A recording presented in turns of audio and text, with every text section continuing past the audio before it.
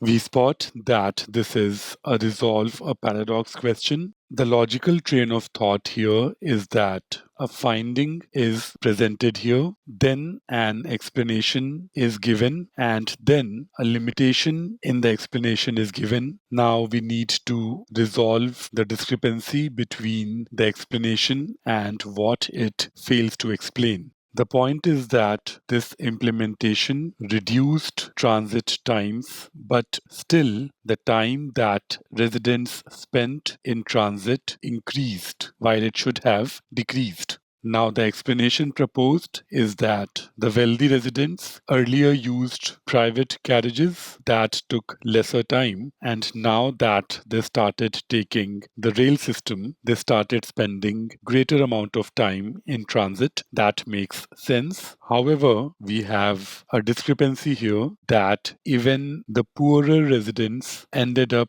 spending greater time in transit. Now, these poorer residents would not have earlier hired private carriages. So why did their time spent in transit increase? Answer choice D suggests that traveling became so convenient by the electric rail system that people started traveling more. That fully explains why the time spent in transit increased for the poor as well as the wealthy. The time spent in transit increased for everybody. Therefore, answer choice D does a very good job at resolving the discrepancy here. D is going to be the correct answer choice. In case you selected any other answer choice, you probably did not go by elimination. Remember, on the GRE's verbal section, it is often not about selecting the correct answer choice. Rather, it is about eliminating the incorrect answer choices. The choice that you cannot eliminate is likely the correct answer choice.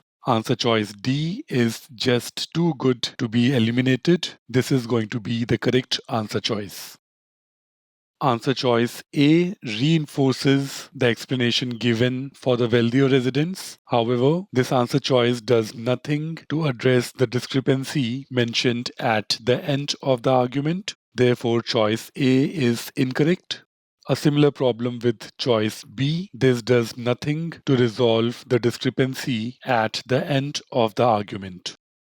Answer choice C suggests that the findings here were because of only a partial implementation of the electric rail system. Therefore, this answer choice is simply additional information that has no bearing on the reasoning under discussion.